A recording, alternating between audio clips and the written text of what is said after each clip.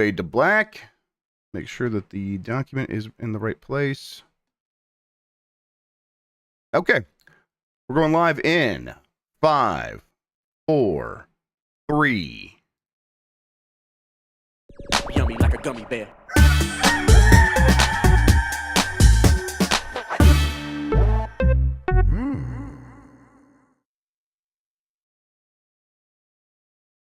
It's the internet. You're busy. Let's do this for September 27th, 2024.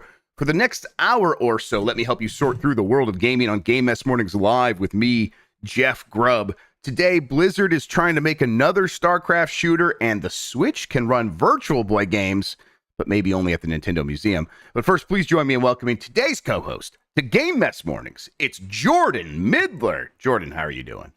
I'm very well. The White Timur Hussein, they call me. That's what the tattoo says, and I'm here to take over. Yeah, you look like someone that would be like, what is it called, a roadman in your part of the world? Man. Yeah, you look like maybe you have a sharp instrument on your person. I've always got a sharp instrument around you.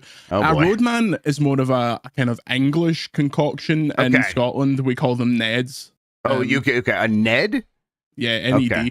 Because the Scottish government then tried to retrofit that to mean non-educated delinquent, but it just doesn't. No. Okay, that's pretty good though. I like that. I got a lot of Neds in my life then. You're looking hot is what I'm trying to say. You're looking very cool. Thank you. I wish I could pull off the Adidas tracksuit. I mean, you, as soon as you get one, you'll start feeling yourself in it. You've just got to get one of these jackets. It's got to have chicken and the egg old school situation. logo. All right. Yeah. I've seen some pictures of you recently with this new Barnet of yours, and it's looking nice. So I think you keep it going. Thank you. I'll try to make it happen. Yeah. I'll go out there and look and see if I can find one in my color. How you been though? It's been a minute. You guys got the VGC thing going over there. You seem busier than ever. Mate, what a week. First of all, yesterday I got all hot and heavy, all excited to get this PlayStation 30th anniversary stuff. Yeah. I just dropped my loving partner at the airport at 4 a.m. She's away for a couple of days. I thought, okay, a couple hours sleep. I wake up, it is 12 p.m.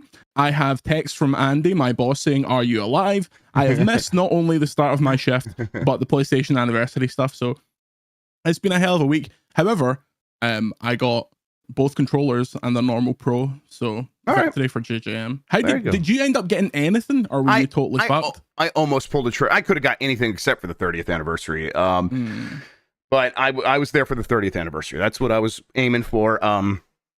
Sleep would have been a much better time than what I went through, which was just, there was no chance this was ever going to happen. I had a 30th, or I'm sorry, just a regular Pro in my cart, thought about it, didn't do it. I'm like, oh, I'll pick that up at some point. Maybe I'll get one at the store when they're just readily available. Who knows? That'll probably change here in the next couple of weeks. I'll go back and be like, I guess I'll just get a Pro now.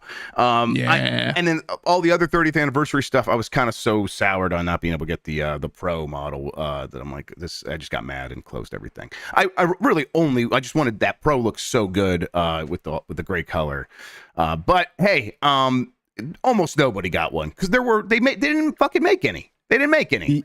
Yeah, someone in the VGC Discord claimed that Smiths, which is like a toy retailer in the UK and Ireland, and the Ireland branch of Smiths, they got 30 consoles for the entire company. So it's going pretty well, I would say. Yeah. I'm formerly of like the hype trainer world, so I'm well equipped for this level of disappointment. So I wasn't really expecting anything. Right. You do 100 of these for that one time you actually get them, and it feels amazing. But unless you're going to have bots and stuff, you've got no chance. Yep, it was the queuing system was weird and annoying and frustrating, and I think they lied. I don't think that there was like a random insertion into the queue once it went live. It seemed like they were just doing it in some sort of order, and it's like, well, I was here very early and ready to go, and you closed that tab. You just destroyed that tab in front of my very eyes, and so I had to go to another device and get online there, and then I refreshed on the phone, and it just started over. And that was always in the last place in line compared to my other devices, which was just a good time. I don't know. I'll just paint the goddamn thing myself. That's the thing. Yeah, like I mean, you're not going to get like the shit that's carved into. I mean, maybe you are. You can do what you want, really, but it's a sad situation. I know Jeff Backlar. He's got a 3D printer. He can print me some embossed PlayStation covers. I don't know. Oh yeah, or you make them in the PlayStation 2 cover, which is a nicer color scheme anyway, and then you're the real special one. Yeah, exactly. I did say I would get Timothy Chalamet to customize mine because he used to mod Xbox controllers. I bet I can get him to do a PS5 Pro for me. Big Timmy. Yeah, Big Timmy. Shout out to the Big Tim. All right, we should get in here. Let's explain what we do here. Most weekdays, I, Jeff Grubb, will help piece your gaming life back together. That includes breaking news and maybe even some of our own original reporting. For all these topics, I'll get input from a bona fide expert who will make me look smart. If you are watching live on Twitch, welcome. You can always listen to the show later on podcast feeds by searching for Game Mess Mornings or find the RSS on giantbomb.com. You can also catch the show later with chapters and timestamps on YouTube. Hello, YouTube. All right, we have a lot to get into, so let's start the morning mess with Blizzard is reportedly working on a StarCraft shooter for the third time. This is from Chris Scullion at VGC. Blizzard is currently working on a shooter set in the StarCraft universe, it is claimed. The claim appears in Bloomberg journalist Jason Schreier's new book, Play Nice, The Rise, Fall, and Future of Blizzard Entertainment, which will be released on October 8th. Schreier discussed the claim in the latest episode of IGN's podcast Unlocked, where IGN editor Ryan McCaffrey asked him about it. McCaffrey noted that one section near the end of the book states that a team at Blizzard is working on the game under Dan Hay, the former head of the Far Cry series at Ubisoft. The passage, which refers to the two previously made or never released StarCraft shooters, reads, most of the developers were laid off, while a few would remain with Hay to begin incubating, of all things, a new StarCraft shooter. Perhaps after StarCraft Ghost and Ares, the third time would be the charm. Yeah, they have a poor history of getting these things actually out, but it also continues to seem like a franchise that would be ripe for spinoffs. What do you think of this? What do you make of it?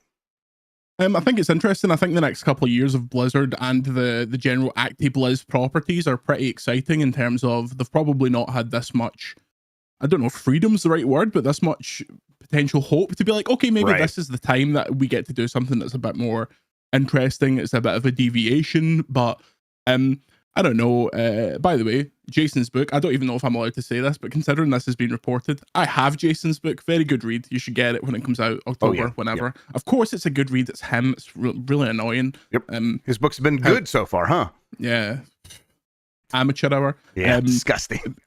But yeah, I would love to see Blizzard do stuff like this. I think it's such a shame when a developer gets to the point where they're so good at a couple of things that there's not even a scope to imagine what else they would do. Like, it reminds me of when Firaxis did Midnight Suns. It's like, okay, the team that you would put your money on just doing Civ and XCOM forever do something else. Now, hopefully this shooter doesn't sell like Midnight Suns as much as I love that game, but I think it could be pretty cool.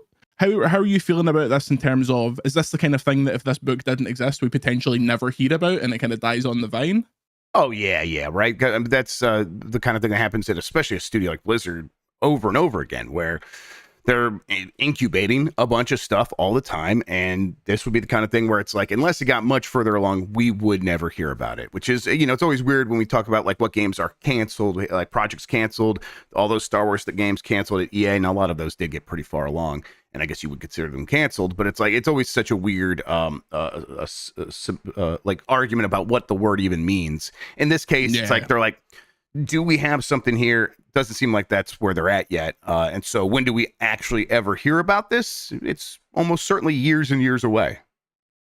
What kind of shooter are we thinking here? Are we thinking this is going to be some kind of dad-ass Space Marine shooter? Is that where we're gonna go to? I think have you played that thing? Because I don't get it. Space Marine 2? This is two big games in a row that I'm going to get accused of being woke for not really getting. But Wukong and Space Marine, I just didn't really mess with them too hard. Like, I haven't played Wukong, but Space Marine 2 is mindless fun that you can, especially if you're playing online with friends. But it's big, gory, stupid fun, and it reminds me of Xbox 360 games in a good way. So when you ask me, what do I want from StarCraft? What I think is, hey, the way that they treat Warhammer games is not a bad place for a lot of these bigger, older franchises to be, where it is, hey, you have an idea, you do it, but also there's going to be 15 other developers making similar kinds of things or variations on this theme. But that's not Blizzard. So for what I actually expect from this is some big new massive AAA quad A game, that and all of that, all of that comes with several reasons why the game might never actually come out. Yeah. Yeah, I mean, I like hearing about this stuff, but as you say, the mechanics of getting a game like this onto shelves, especially if they're doing something that isn't easily sellable, and even now, what would that be if a C-suite member hears we're going to do a live service game that's going to cost a lot of money, then they're going to go, well, I know we're thick because we're rich, but at this point, like, this is not the direction of travel for these kind of games. Yeah, the last time I heard about those terms, I got scared because I saw bad things happen. Before that, I was happy because I saw good things happen. Yeah, of course. Yeah. So, and the problem for a lot of projects like this is, what are the buzzwordy terms that a development studio that does believe in their game hang their hat on when they do bring it to the people that control the money? There's not a lot that they can like really point to. Now, I think you started off talking about this saying, hey, they're at Microsoft now, that kind of maybe has more money than sense for some of these decisions, and that maybe gives them a little bit more freedom. They're definitely not under the yoke of Bobby Kotick anymore. So yeah, maybe this is the kind of game that can get across the finish line. But it's such a nebulous thing. Like, Schreier goes on to talk in this interview about how this was not the point of the story or the book to like drop a bunch of things like about unannounced games. He was just trying to tell a story, and this was the conclusion to one of the threads in the story about what other things Blizzard tries to do, including these StarCraft shooters that never came out. And so, yeah, I feel like it's cool to hear about. It is nice to imagine, but until we see some sign of life from the team itself externally, there's no reason to really get a lot of hope up, right? Yeah, and I think actually you mentioned there what are the buzzwords. I think that it's going to mirror how in tech now there's a real move towards devices that just do one thing. Like there's a phone that is just a phone, an MP3 player is just an MP3 player. There's a website that's just a giant bomb. It's crazy. Yes, real waste of money and time.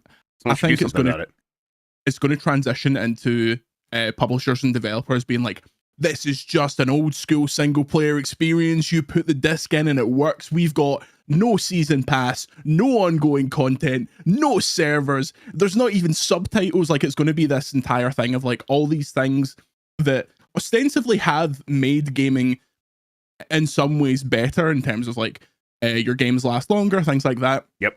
It's all going to be stripped away to get back to whatever the current audience thinks is like the glory days. Yeah, I think at the same time, like those games that are like that right now, like Space Marine 2, like as it has success, you get the sequel, and it's like, and now we're building this with like maybe some long-term vision here, and there'll be some more microtransactions. Like they'll just meet in the middle and collide, and everything will blow up again, and we'll be back having terrible conversations about how everything's broken every 3 years for the rest of our goddamn lives, Jordan Midler. Yeah, it keeps us employed, you know? Oh, yeah, I got plenty to talk about. Don't you all worry about that. All right, let's get to some other news. The Simpsons Tapped Out is ending service in January after 12 years. This is from Jordan Midler at VGC.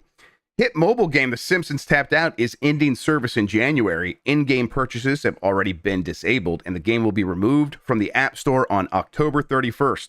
The game will be fully delisted on January 24th, 2025, with the quote here saying, "We have made the difficult decision to sunset Tapped Out," reads a statement on the game's Facebook page. "The decision to end our 12-year journey is an emotional one. Together with our partners at The Simpsons and the Walt Disney Company, we have delighted to bring this game to you, the fans, and seeing how you've each built your own beloved versions of Springfield." Yeah, I mean, it's always weird because these games, they popped up about a decade to 12 years ago. They've just been not chugging along, but like really the kinds of games you still see in the charts for like years and years later. And it's like, okay, those are just forever. And then eventually they do just like, okay, we can keep putting money in, but every time we do that, we see a little bit less of a return, unless you're Candy Crush Saga, which is like, if you're at the very top, you're making enough money to last forever. All those ones that are like 15 to 100 on the top grossing chart, eventually those will go away, and it takes about 12 years. It's a shame because for The Simpsons, there's not a lot of other things happening in the gaming world for that IP. Yeah, I wonder if this is a case of when this game was first made, it was 20th Century Fox with EA, and it was a lot of different kind of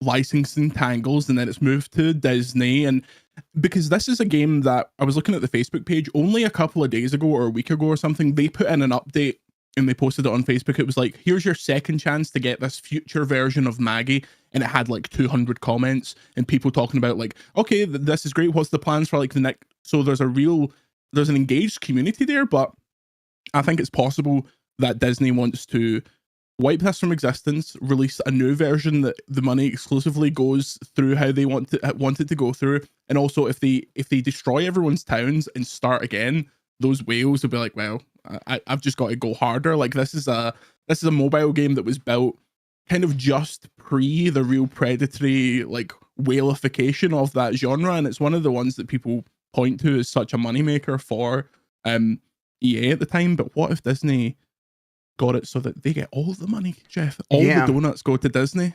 And it's always interesting, like what games are on the side of that line where it's like, clearly, I bet they feel like they could do that exact thing that you're saying for this game. But something like Star Wars: The Old Republic, that might be a little bit harder to extract from EA and pull that away and start up your own MMO. It's like, okay, we're going to let that one go because it's complicated. It also would make more waves because that community is louder in the places where we have active listening and not like the Facebook page for the Simpsons tapped out, which is so easy for companies to ignore. So yeah, I think you could be right about that, where like this is something where they see that, like we can make a mobile game pretty easily. We could probably start up like 5 to 10 new Simpsons mobile games on our own, one of them being the new version of this. Yeah, I could see that definitely being the case. I mean, they bought all these IPs from Fox, 20th Century Fox, and they've done some things with them for Disney Plus, but Disney Plus is like kind of reaching its level of maturity now, where it's like it's going to be harder and harder to get more money from each dollar you put into that thing. So now you got to find other avenues to do things with these IPs. They probably have begun looking at video games in a pretty hard way for a lot of these other IPs, right? I honestly can't believe that one of the first things they did wasn't just go to it's a weird mix of licenses, because I think Universal published this, but whoever owns Hit and Run, and just be like, let's just sort the money out and just put it out, like upscale it to even 1080 so it even looks slightly better, and put that out, because the content of the game, it looks awesome on Dolphin. Yeah, exactly. The content of the game, it's not like an old wrestling game or an old skateboarding game where all the music and all the different individual people are the problem with licensing. Like Disney owns all of the content, the music, the characters. They would just have to get the game off them, and that can't be a ton of money. So I'm surprised that hasn't happened, especially because every year or so VGC gets a story that's like, the original director of Hit and Run would love a remake, would love a sequel, etc. and so on. So I think they will try something in the console space. I thought that game, the Simpsons game that came out around the movie, wasn't terrible. Like it was an interesting kind of pastiche of video games when that kind of fourth wall breaking stuff wasn't really a thing. But yeah, I would like to see something like that. I'd like to see something like that before all the casts start dying, because they can already barely do the voices. So it would voice death is upon them right now. Yes, human death will be coming soon after. Yeah, I mean, listen, that show's what, 35th season, something like that. Oh, God, man, that number could actually be low based on now that I'm doing some math in my head. They've been doing it for a long time. You're right. Now is the time to like sort of like, let's get all these pieces in place so we can get some cool stuff out of the Simpsons before it actually is too late. All right, let's move on. Zelda Echoes of Wisdom's frame rate is even worse than Link's Awakening. We did it, everybody. We did it. From Ollie Reynolds at Nintendo Life. Tech specialists over at Digital Foundry have presented their verdict on the newly released The Legend of Zelda Echoes of Wisdom for the Nintendo Switch. The channel covers most of the performance aspects you'd expect, including image quality and frame rate, as well as looking at how the world of Hyrule Echoes of Wisdom compares to that of A Link to the Past for Super Nintendo. It's the frame rate that immediately caught our eye, however. We mentioned in our review that the game is still plagued by unstable performance, a blight that affected many fans' enjoyment of Grezzo's previous Switch effort, Link's Awakening. But the analysis performed by Digital Foundry indicates that Echoes of Wisdom actually performs even worse than its predecessor. Essentially, when you're stood still in the overworld, you can move the camera around and the game will stay at a stable, smooth 60 frames per second. However, when you start moving Zelda through the environment, the frame rate almost instantly dips down to as low as 30 frames per second. The potential reasoning provided is that the game is almost constantly streaming in level data as you walk around, something that we saw with the last game. That's the exact same problem, although now it seems to be even worse because the world is 8 times the size of Link's Awakening. I've been playing this, Jordan, and in the dungeons, it is you get the occasional frame rate drop here or there, but it is very occasional, and it's not something I'm noticing. As soon as you get the overworld, though, it is hard not to notice it. And I think for people who are sensitive to this, especially because it is going from 60 to 30 with some stops to 45 in between because of the double buffer bullshit that it uses, it is very jarring and annoying, and it feels like the game is broken sometimes. Now, I'm having fun with it still. I don't find it unplayable personally, but a lot of that is I'm a huge Zelda fan, so that's helping me get over it. Man, what is going on here? It's like Zelda feels like the game franchise that Nintendo should want to get this stuff right, but it's happened again, and now even worse. I mean, is it just a case of they're running up to the line of they've been running up to the line of the Switch's power since it came out, and it's just Nintendo makes trade-offs of things they want for gameplay versus performance, and in a world divorced from like the digital foundries in the world and the performance analysts of the world, it's still bad. But as far as I'm aware, they didn't fix the last one, so no. I'm not really that surprised. It seems that, I mean, we're talking about it, so it's not a pass necessarily, but it just seems to be the Nintendo expectation. Like, everyone is in that point now where they're like, okay, the Switch 2 is happening. Like, sure, I'm sure when Pokemon comes out next year, the Switch 1 version will run terribly as well. Like, it's just going to happen at this point. And yeah, it's a shame, but I don't think Nintendo pays any mind to stuff like that. The only time they did and they put out a statement was for Pokemon Scarlet and Violet, but that wasn't frame rate issues. That was like people falling through the world and like much greater problems than this. Do you think they just consider an uneven frame rate as it's just one of those things? Yeah, I mean, I think when they start up the project and they look at Link's Awakening and they are looking at what the engine that Grezzo's using, which is, you know, Unreal for the most part, I believe is what we've discovered is what they're using, but it's, you know, obviously their version of Unreal as they build these games and use their tools. And they're like, okay, we're gonna have you make a new Zelda game. Should we kind of swap everything out? Like, no, let's just see if we could fix it as we go. And it turned out this is like inherent to the tools that they're using. And once they got to that point, it's like, well, whatever, we're just gonna have to go with this. Now, there is maybe an argument to be made that it's like, okay, we are at the end of the Switch. People do have an expectation that this system is a little bit older and games aren't going to run perfectly. Maybe just lock it down to 30 frames per second the whole time, so you don't see the ramping up and down, and it just looks, you know, not smooth, but it looks solid and stable, and people will have much fewer of these issues because they won't notice the change, which is really where this stuff gets the worst for most people, the average person. There's still going to be people out there be like, no, I don't like 30.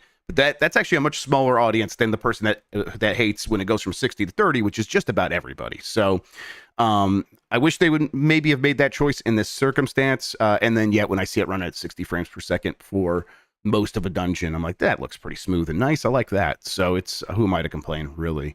The game itself is it's like, it's interesting. It's doing a lot of cool stuff. I am getting the hang of being presented with a puzzle and like looking at my inventory. I'm no longer using the big long line of objects that they give you like they did in Tears of the Kingdom. Instead, I'm just hitting the plus button, going right to my journal and looking at the grid of everything I have, which just makes it much easier to navigate. And I'm like, what can I do to solve this puzzle? That's like one that would actually solve it, but two, maybe I'll do it in an interesting way this time. That's fun. Combat has taken me a little bit longer to get used to. But now I'm like also becoming more willing to use the swordsman mode, where the sword fighter mode, where you can actually just hit up on the D-pad, basically turn into Link and use your sword to kill some people. But yeah, pretty good game so far. I do wish it didn't have these issues though. Do we think that's much like when people started experimenting with PS4 games on PS5, that there'll be some like hidden benefits when Switch 2 happens, that people will just go back and be like, this is unofficial, but some of the times when it's clearly chugging have been cleared up just by a raw power?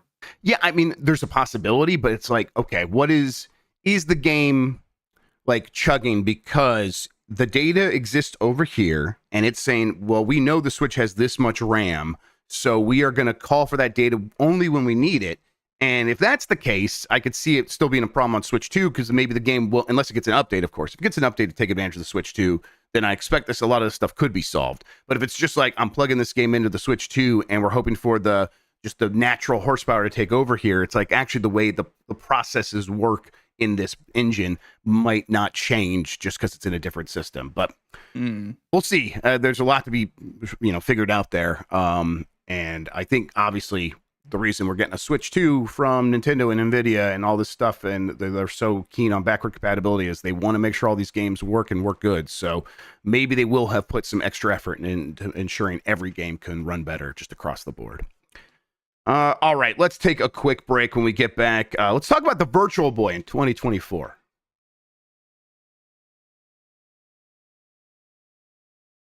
All right, we are back, and at the Nintendo Museum, you can see Virtual Boy games being played, maybe even play them yourself, I'm not sure, but like on a screen, and apparently Nintendo is emulating that on the Nintendo Switch. This is from Nintendo Everything.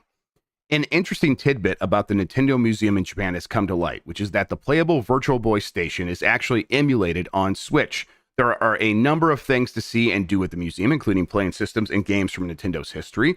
The Virtual Boy is ultimately a small footnote for Nintendo, given how it didn't sell particularly well and had a short lifespan. Still, those looking to check out the retro console will be able to do so. With the news coming to light that Virtual Boy is using Switch emulation at the Nintendo Museum, some are hoping that it could be offered to everyone at home in the future. There's always the possibility that we could see it on the Switch Online service, but no announcements have been made. This feels like the kind of thing where it's like, of course they had this tool that they worked on because it's Nintendo and they want to figure out everything they can put in the Switch Online, but then maybe they looked at it like, what does that look like really? Where here's like 3 games maybe worth playing on the Virtual Boy, the system that we never usually acknowledge. I don't know. How do you read this? Do you think this indicates that eventually it does come to Switch in some form, or did they just do this and are like, just shove it off to the museum?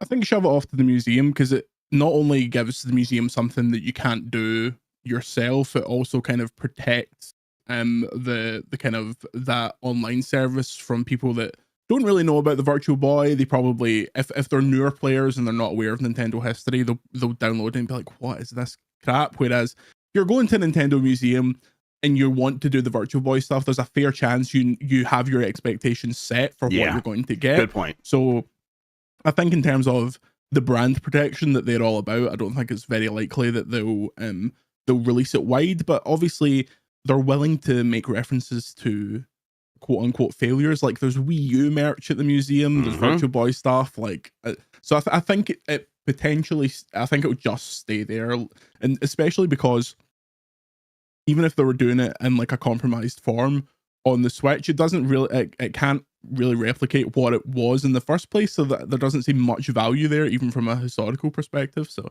no, just a weird museum oddity in my opinion. Yeah, and it's the kind of thing where I think you're right that they can't like add it to Nintendo Switch Online and like trumpet it as some big new thing that's going to really be a big deal, because they know what those games are. And as much as like I would be a sucker for that stuff, I'm on Blake Club. I play bad games all the time. You can't trust me on that stuff. But I think it is the kind of thing where if they have this technology, this emulator ready to go, I wouldn't hate for them to like find interesting ways to sort of surprise us with Virtual Boy games in some sort of like a WarioWare game in the future that suddenly just has like a secret Virtual Boy toy, like how they have a collection of toys in the WarioWare games. And it's like, oh yeah, what's this thing in the corner? And you like dust it off and it's a Virtual Boy or something like that. I hope that they become more cheeky about acknowledging their failures in their games going forward on the actual console video game side of things. I'm glad at the very least, though, they're doing it at the museum. That Virtual Boy merch looks really cool. I always like the Virtual Boy logo. The Wii U merch also looks fun. Although, of course, if I went there, I probably would just get the giant Wiimote. That's a big, dumb thing to have in your home. Yeah, the merch stuff really did look great. I'd love the GameCube shirt, things like this. Oh, of course, like, yeah. It's so simple as a first kind of volley of merch to do. Like, let's just put all of our logos on t-shirts and we'll sell them for 30 quid a pop. So like, I think the potential for what they could do, especially if they start looking at kind of older catalog titles for merchandise, would be great. Like, you go to the Nintendo shop in New York and here's t-shirts and stuff that reference what we are currently selling But if they started putting out t-shirts and hoodies that had like a load of old GameCube advertising and stuff like that, or like put out like a Super Mario Sunshine hoodie that has like one of the magazine posters or something on it, museum freaks would go wild for that. So hopefully the it's asking Nintendo to be self-effacing, which is potentially impossible, but it would be nice to see. Yep. I mean, even along those lines, like Play It Loud, like bring back the Play It Loud campaign on merch. I would be there for that, for the Super Nintendo stuff, and kind of like just go through those classic ad campaigns, which again, I'm a sucker, so that's the kind of stuff that would get me. But yeah, give me a t-shirt with Beyonce playing a DS on it, and I'll buy that straight away. Right, it's just like a bunch of still frames, just the whole commercial there, and it's just her playing the DS. Yeah, I'd take that. John Cena in the Switch Cube. Give me a picture of that too. You know what? We're just gonna sell that on the Giant Bomb store. Everybody, just wait for that. We'll get that ourselves. Horizon Zero Dawn's PS5 remaster means the old version is now twice as expensive. I'm sorry, I just jumped up. Yeah, that's right. This is from Zach Swisen at Kotaku. The recently announced PS5 remaster of Horizon Zero Dawn arrives next month, and if you already own the OG version on PS4, you can upgrade it for just $10. However, if you were thinking about buying the old PS4 version now, so you could pay the small upgrade fee and save some money on that remaster, well, you've waited too long, because Sony has doubled the price of the original game to stop anyone from doing that. On September 24th, during the latest State of Play, Sony officially announced Horizon Zero Dawn Remastered, confirming rumors and an earlier ESRB leak. This new remastered version of the 2017 post-apocalyptic open-world game features newly recorded dialogue and a ton of visual enhancements. It arrives October 31st for PS5 and PC and will cost $50. Meanwhile, the original game previously only cost $20 on the PSN store, but that price is now doubled now as Sony makes sure you can't save money by purchasing the old version and using the cheaper upgrade path. I guess of course they were going to do this, right? Because the whole point is it's only $10 to upgrade, and that's for you people who already own the game. And then if you don't own it, we are trying to charge you again for this game. Like, let's be real. If you don't own it, we're trying to charge you a higher price for this game in the first place. So the whole point is to get more money from this older game. So leaving the back door open so that you can have the $20 version and upgrade for $10, so it's an average price of $30. They were going to do something about it, but it does sort of show how naked this whole thing is. It's just about being able to sell an older game at a higher average price again, right? Yeah, like as you say, not surprising. There's the factor of a hell of a lot of PS4 players that have moved to PS5 already own Horizon. It's one of the better selling titles. It was always really deeply discounted. And also, if you were tuned in to the news, like, you knew this was coming. For like, VGC reported on this remake 2 years ago at this point. Like, this is not a surprise. I bet they've done this so that people, like parents or someone like that, don't buy the more expensive version and then go, I could have got this for $30, and then ask for a refund, and it becomes a whole issue. So there's a bunch of reasons, bringing it in exact parity is shameless, but not surprising. Yeah, I mean, I always operate from, that's a business, what do I expect? Like, this is exactly what I expect from a business. If I were in a business and I were trying to get more money from an old thing I was selling again, I might do all these same things. So I get it from a certain perspective. I wanted to ask you, though, how you feeling about Sony? Last time I think I had you here, we talked about it, and we were mentioning, oh yeah, it's been kind of a little bit quiet, but we know they have all these studios working on things. And so once that ball gets rolling, like PlayStation fans that are feeling a bit antsy and anxious right now should start to feel a little bit better. Do you feel like Ghost of Yotei is the breaking of the dam there a little bit, and now people can be like, I'm going to be happy spending $700 on PS5 Pro because I know it's going to pay off? It was a nice one to have in the pocket. It was a nice one to put out when the kind of vibe around that State of Play was so down and so remaster heavy, and people were like, are they really going to finish this off with like Horizon remastered and then Days Gone remastered? So the idea that they went, no, actually, we've got Sucker Punch's next game and it's for next year, it does make things seem a little bit brighter. It's a weird situation, because I bet if you laid out Sony's slate for the next couple of years in the way they used to do, where they would get like 3 or 4 years ahead, people would be happier with the state of things. But things have never been more susceptible to internal delays, and is it a delay if they've not even announced when it's coming out type things. So I think they have a decent lineup of stuff, but talking about it too early just isn't the model these days. In the Sean Layden era, I feel like we knew about God of War like 3 or 4 years before it came out, whereas 3 or 4 years from now, you're probably playing like Spider-Man 3 and things like that, like Naughty Dog's next thing. So I'm glad they did this. I'm glad they just came out and put it out, because I feel like it salved a lot of the wounds. Chatting about Ghost of Yotei, obviously absolute fucking idiots got annoyed about it, but for normal human beings, it was like, okay, a big ass PS5 game, this A3 bit of paper that says Returnal, Rift Apart, Astrobot now has a 4th game on it, so happy days. Exactly right. It's just a good sort of like reminder that's like, oh yeah, of course these games are coming, and when you have that, it's like, okay, something to look forward to. It makes it a lot easier to enjoy Astro and think about all the good times you have those games that already have come out to the PS5 exclusively. And I mean, I get a certain reasons why PlayStation's a little bit more hesitant about announcing games 3 to 4 years out now. I think I did prefer that, but that's me sitting on the outside. Internally these days, when you announce a game 3 to 4 years ahead of time, that amplifies the amount of external, like people commenting, social media pressure, everything you put out. There's going to be someone saying, hey, can we get something else from that? Can we get something else from that? Can we get something else from that? And that pressure might turn into like, okay, it's been like 3 state of plays now and we haven't had anything. Maybe we should be building an asset to remind people, yes, we're still working on that thing that we announced, because we already talked about it, so they know it's coming. And making those assets is more distracting and expensive than it's ever been before. Clearly, you don't have to believe me. Look at how all these companies are behaving.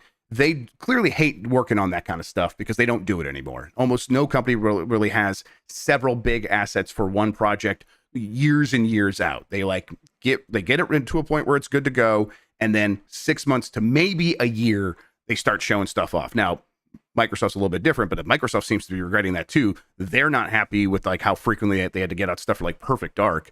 That was a problem for them. And I think everyone looked over like, okay, we made the right decision. So that's not going to change. We're not going to go back to the days of like 3 years out, PlayStation announces the next Naughty Dog game, right?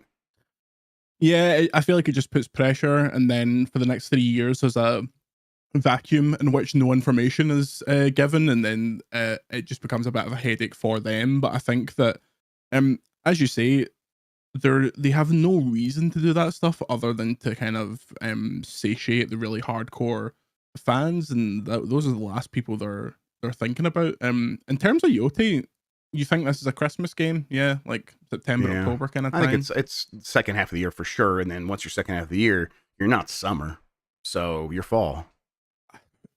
Not to LeBron James this, but how does this affect GTA 6's legacy? Like, I think every single date we talk about here, every single date we talk about here has this massive fucking caveat that as soon as they go with a date, everything else scrambles. But like, presuming there's a world where they're not second half of the year next year, because I think that game's going to drop into like early 26.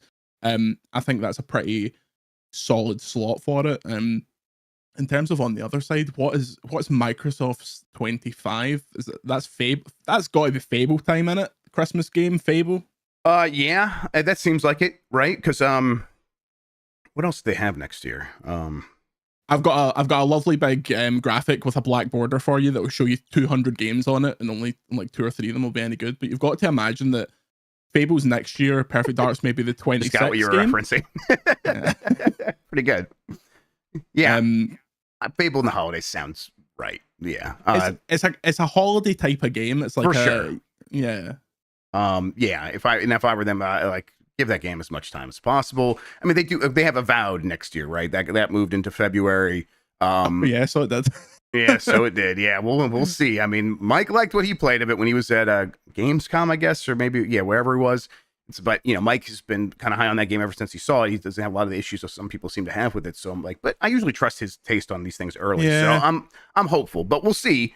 And then I'm not too worried about Avowed as a game, but March is also Pirate Yakuza, Monster Hunter, Right, Civ February, yeah. 7, Yeah. like February is all of those games. And now Assassin's Creed Shadows. It's gonna have to like ride the hey, we're on Game Pass, and many of these games aren't wave as hard as any game ever has. And I don't know how much that swells anymore. I was gonna ask you. Oh yeah, did you see chat?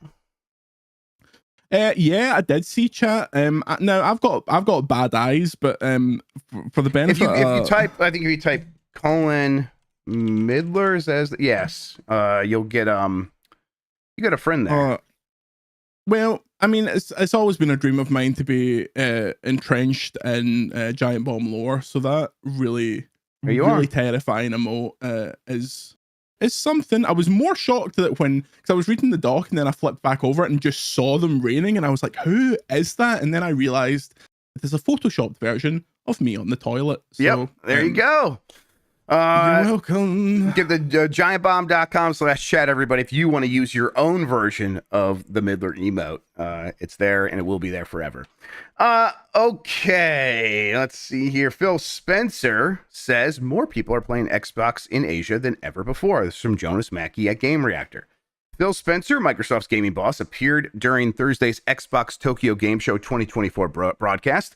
He had a rather short speech, but actually brought some interesting things to the table. Among other things, Spencer brought up the fact that Xbox has never been bigger in Asia than it is right now, which is encouraging for anyone who wants more Asian titles for the format. Spencer described it this way: we're continuing to see the growth in the region. This year, more people are playing with Xbox across all devices in Asia than ever before, and we've seen the largest number of Xbox consoles players in the region to date.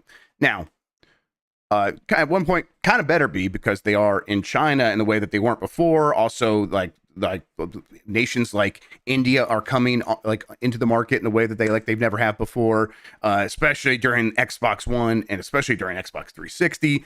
So you kind of better be bigger than you ever have been before. But I don't think this is really changing much about the way Xbox is thinking about making games, right? It's like it's bigger in Asia than ever before, but it's still minuscule compared to the rest of our markets, especially North America, right? Yeah, I mean, Phil and Sarah are over there. They're hanging about with Sakaguchi. Like they've got to be saying things like that. You can't come out and be like, "Yeah, still fuck." Like, it's still an absolute nightmare. Like, so yeah, it's some nice talk, but I thought it was really funny that when they were hanging about, that there was like, "Oh, well, this is Blue Dragon time. They're gonna bring them all back." It's like, I mean, I think Xbox is just kind of focused on getting the games they have out, never mind RPGs that about 5 people on Earth actually remember. So, God love them. I'm glad that they do this Tokyo Game Show thing. Like, I thought their presentation was pretty good. Yep. Because it's TGS seems to have reestablished a bit of found its footing, right? Yeah, a bit. Like, obviously, Capcom did their thing, which was like 45 minutes of here is games that are already out and you know about, and then a Monster Hunter trailer. There it is. But it's nice to have a little stopgap on the road there, because it's like it's the summer stuff, then it's TGS, and then it's pretty quiet till Jeff's Bonanza in December. So yeah, I'd like to go to a TGS. Kez McDonald, friend of the show and friend of the me, is over there and says it's good fun. So cool. She's having a good time. That's I always get jealous of everyone showing up to the 8-4 Play podcast to do like the big group podcast. That's always a good time. One of the better podcasts each year. And that just happened. And it looked like Kit and Krista were there and a bunch of other friends. So yeah, I'm gonna try to make TGS happen at some point. I couldn't even get the Gamescom thing to happen, even though everyone else got to go. So I'll have to. It's hard during the school year, so we'll see. Yeah. Take them out of school. Take them out of school. Just take them with you. That to go to Disney, so maybe I'll just take them to Tokyo. Why not? Okay, yeah. I was wondering what this was. Hammond of Texas actually just put this in chat for us. So let's. This morning, right when I was getting my computer to start the show, Valve's like, "Hey, we got an update to our subscriber agreement thing. Apparently, they have removed force arbitration, so Steam will let you now sue Valve again. So that's something. Yes, we can do it, everybody." Coming for you, Gabe. Your ass is mine. Let me get my lawyer on the phone right now and start that process. You can start the process. I'll keep threatening them in the public to really scare them. Get fucked, Gabe. It is, so Steam will let you sue Valve now. The Steam subscriber agreement has dropped its forced arbitration clause, allowing gamers to take legal action against the platform. Forced arbitration seems like something that should just be illegal. A company just shouldn't be able to like, can't sue us. No, can't sue us. Like, that is crazy to me. What are we going to do about it though? What are I know. money going to do about it? Come on, yes, I know that is very upsetting too. The lack of control we have over our whole world, Jordan. Yes, deeply existentially upsetting. But Valve changed it because we yelled at them a little bit. Maybe we can yell some more. Yeah, we're really good at yelling. Like, number one thing we're good at as gamers is yelling. So I thought you meant Americans. That's also true. Well, of course, Americans. That goes without saying. Come on, though. But people are like, vote with your wallet as a gamer. Like, no, go fucking yell at them on social media. They hate that way more. Like you don't know what your cousin's buying all those games. You're voting with your wallet and not buying. Don't worry. You should just be yelling. All right. Let's see here. eBay is already filled with PS5 Pro anniversary consoles priced at $3,000 plus. Do that. From Zach Swise to the Kotaku. Don't talk me into that. Earlier this morning, Sony opened up pre-orders, blah, blah, blah. Basically, there's a bunch of like PS5 Pro anniversary editions up for 3,000 plus. I saw some for 3,500 that were selling earlier in the day. Many that were 4,000 euros had been selling. The demand is high. 12,300 is just nowhere near enough. I don't really get, like, if it's gonna be that limited, you shouldn't have like announced it the way that they did. It should have been like this like small thing, like the way they did the PS4 30th anniversary edition. Jordan was like they announced it at PlayStation Experience. Yeah, PSX. Right, like for those very hardcore fans. It's limited for you. That's what it felt like. And here it was, we're gonna announce it publicly as if this is something the public is gonna have a chance to get, and that just was not the reality, right? Yeah, it's weird because I always thought they were going to do this, but I would have thought they would have done the 1200 version and then also done unlimited run that doesn't have the engraving, doesn't have any of the other stuff. It's just a Pro with gray console sleeves and stuff like that. But at this point, Sony, the maximum money Sony makes out of this is the 12,300 being sold, and then that is it. And then people are making like triple, quadruple the money on this when that could have been theirs for a very... I understand that Sony likes prestige products and the idea of this like false scarcity, but if they had just done like... How many of these do you think they sell out of? 50,000? 100,000? Like, what is the number where... If they had like a certain number, like how many would it take before they stopped selling them out immediately? Yeah. I mean, we are probably talking in like 500. I mean, at this price, 500,000 maybe. Like, it's like a lot. It's a huge number. Yeah, it's at least 100,000 though. Like 100,000 would have still sold out the first day, without a doubt. Easily. Yeah, they could have just globally. We're talking a global number here. Like, that's crazy. Yeah, of course it would have. I pitched this earlier on the podcast. Like, do the first 12,300 with the numbers on them, and then after that, it's just an unlimited run. Like, they just sell them, and then when that is done, it's done. But if you want to do the first 12,300, get the bundle, the 1 of 30 poster. Why is it 1 of 30? Who's collecting all 30 of these? You would have to spend 30 fucking grand to get all of these posters. Like, it just seems ridiculous. It's just like, it's like it's supposed to be like a celebratory thing, and I'm just mad at Sony. Like, this one got me shoot hot. I'm like very annoyed with this whole process. Like, I might have once the Pro launched, I might have considered a Pro just because new shiny console. I like those. I've spent my whole life coveting these things. I want to go for it. And now when I missed out on the Pro Anniversary Edition, I felt so like about the whole thing that I did just remove the thing from my. It was easy to remove from the cart and not spend that money. I'm like, well, I just saved $1,000. Might as well save $700 as well. So I just don't fully grasp the strategy, and maybe it's above my head. Maybe they're just so smart and they just get it, and I just don't. But it seems silly and like a waste of time to me. Why the hell did they put the Pros on sale at the same time as this 30th thing as well? Like, right? No, it doesn't make any sense to me. I cannot understand it at all. So, I hey, who knows? They're not going to like do another round. I don't think that's like their. I move think here. I think they'll maybe eventually sell the covers with no like just the color, no engraving, no like 30th anniversary little bumps on it or whatever, just the classic gray console covers. And that because when my Pro turns up, I'll get a Yep. set of them quite happily. Like I've got both the controllers. It seemed like they had tons of the controllers. Like they were coming in and out of stock all day yesterday. Totally. Um, Well, I mean, the controllers are like, at least in the United States, I'm sure it is everywhere, but in the United States, those controllers are always like the top selling peripheral each month in terms of dollars spent. So they know those things are going to sell. that's why Xbox makes so many of those Oh, yeah. controllers. And like, there's huge margins on them, too. Yeah. Yeah. A lot of that money. Yeah, that's what they should have, like, I don't know. Fucking who cares? I am going to have Timothy Chalamet make my own. That's the plan. Hell now. yeah. Hideo Kojima says he turned down offers to make a big budget Death Stranding movie with explosions. This is from Chris Scullion at VGC.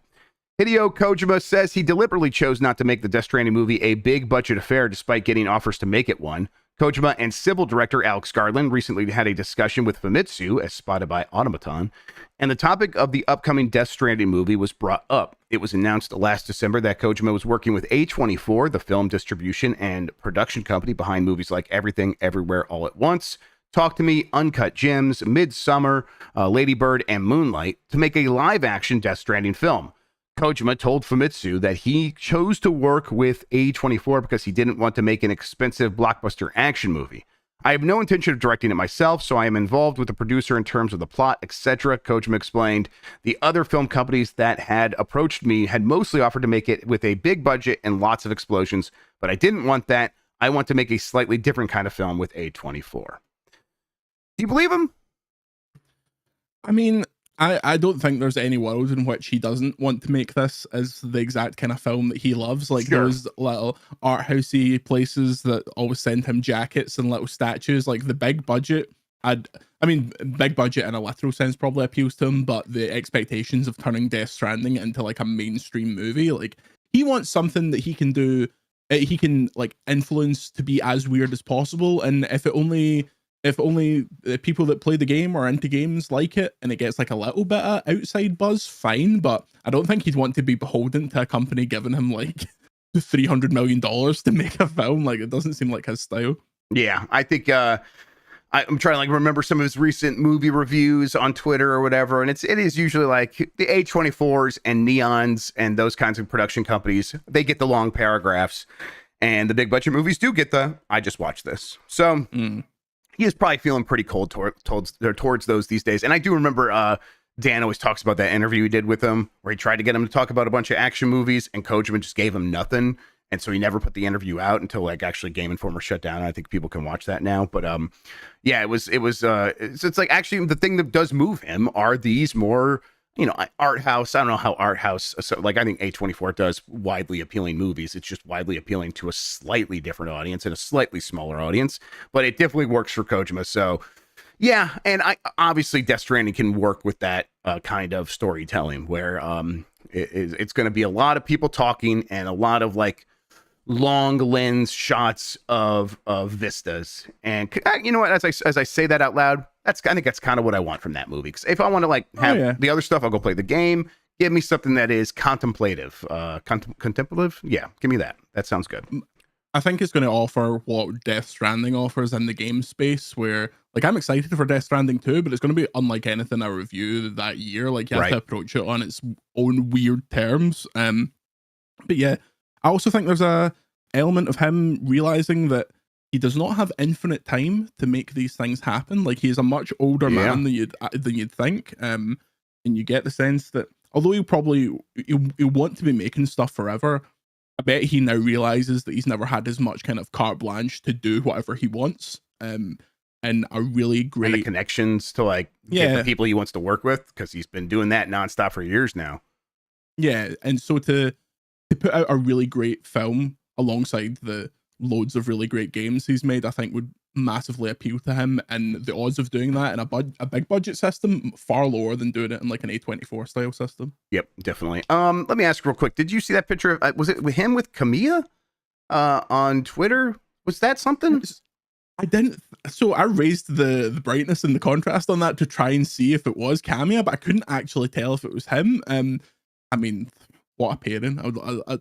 I don't. I think that probably just means that if it is Camia, he's been scanned like for the game. He's part of his collection. But yeah, I'm not entirely sure. He's posting a lot of Death Stranding 2 stuff recently. That's got release date and trailer at the Game Awards. I would put your house on that. Yep.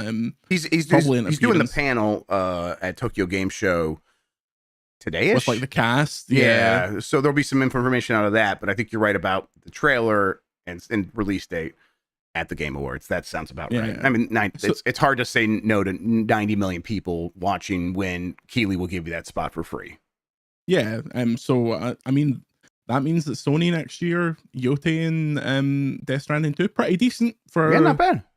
Especially compared to like the fallow kind of time they've had. I say that as if they've not a couple of weeks ago released one of the best games ever. But I wanted to ask you this question because we talked about it on the podcast. Shoot. So based on the credits for Astrobot and based on them showing what they've already showed, there's probably 2 slots left for cameo characters in that DLC.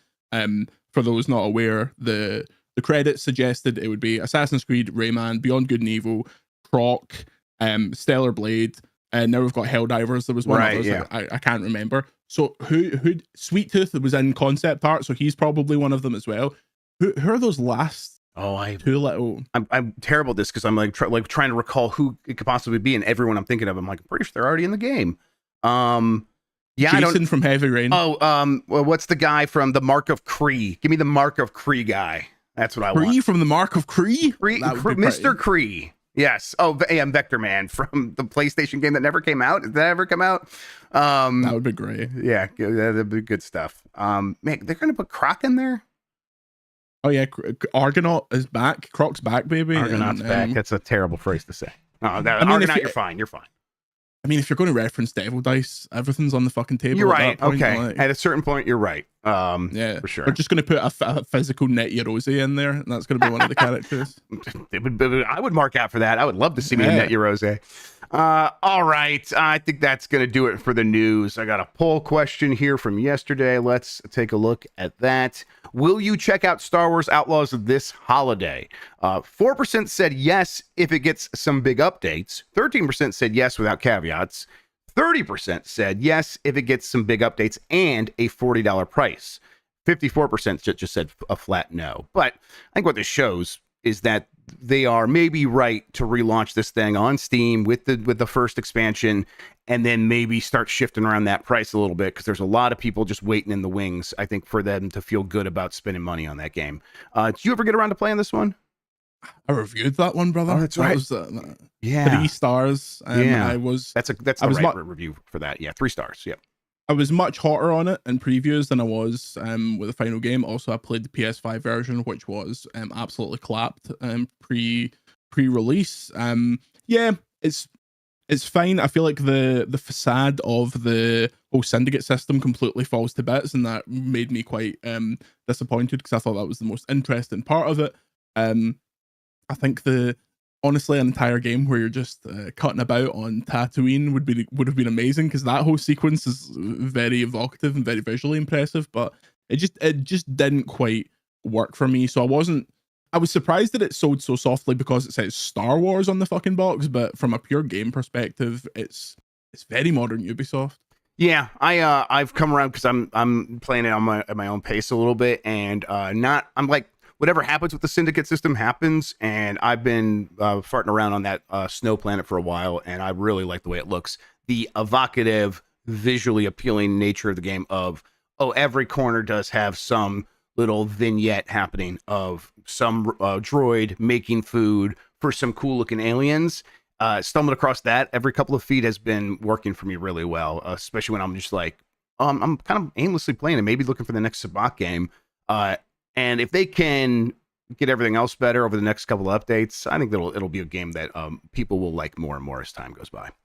Yeah. Also, for reference, I had to review this game in 6 fucking days. So yep. I think that's going to be one of the legacies of this game is a lot of these companies looking at how long they give reviewers, because that did this game no favors. There's no way to really enjoy this game in that time period, I don't think. Okay, we'll have a new poll question here in a second. Before we get to that, though, Jordan Midler, why don't you tell people where they can find you on the internet, what you have going on, how can they give you money, all that good stuff? Well, VGC, if you like VGC's output and you want to support us in this devilishly terrible games journalist market, you can go to patreon.com/video games chronicle to stop one day VGC not being around. That's not an imminent threat, but think of how many sites and journalists you like that have put out statements this year being like, well, I've been let go, I had a cold, callous email, and now I'm gone, and it completely flips people upside down. So patreon.com/video games chronicle for all of that. Extra podcasts, extra videos, but all of VGC's main news output, the VGC stuff, always for free on VGC. This is just some extra for you folk, for the VGCers in chat. And then thank you very much. What do we got to do? Oh yeah, new poll question. What do you want from StarCraft? StarCraft 3, a spinoff like a shooter, action adventure game, etc. Or I don't want StarCraft. Those are your options. Well, yeah. What's that, Jordan? Me personally, don't want StarCraft. He doesn't want StarCraft, everybody. You heard it here. He's influenced the poll. We're going to have to throw these results out. No longer scientific. All right. Poll question. We'll get the results of that on Game Mess Mornings on Giant Bomb on Monday. Speaking of Giant Bomb, today we're going to do a BCR here in a little bit. Try to talk about some stuff we've been playing. Probably just do a quick recap of like how we're feeling about Zelda so far. And then all things being equal, if Dan's feeling well, I haven't heard from him, but he said he wanted to do this today. We'll do Blake Club. We're going to do Blake Club on a Friday. Mike's going to get back into Alone in the Dark for the Nintendo Wii, which he just loves and adores. So I'm looking forward to it. Can I ask a question? Has Dan mentioned on this program our date that we had in London? Many times, because he said he went back to that ice cream place over and over, and he's like, he kind of hasn't shut up about the ice cream. He loves you, but he really loves that ice cream. That's fine. The ice cream was fantastic. And I was in London the other day and I walked past it and I was like, oh, I miss him. That was such a... See, when you meet someone that you've known online for a long time and it's just like... Oh, yeah. Instant. Oh, and that's what he said. He's like, oh, Jordan's one of those people where it just... And I'm like, yeah. Of course. We talked the business. We shot for hours, honestly. It was... And then I fucking sat next to him while he was playing Metal Gear, so it was good. Yeah, it's a real Dan pretty good time. Experience. Oh, you were at that thing. Did you get the sense of Metal Gear's probably not coming out this year, huh? Oh no, it's not coming out this year. It's fucking not coming out this year, is it? Yeah, mother. It looks fucking brilliant, by the way, but it's not coming out this year. It's not coming out this year. Son of a biscuit. Yeah. All right, Jordan Midler, thank you so much for hanging out with me today and talking about video games, man. I really appreciate it. Of course, this is the highlight of my week, and I believe because that lazy bastard Timur is all the way around the world, I'll be back next week. Let's run it back. We'll do it again next week. Hell yeah. All right. Thank you so much for that. Everyone spam your Midlers in chat. Yeah. Until next time, everybody, you're the best audience in gaming. Have a good one. Take care of yourself, and goodbye.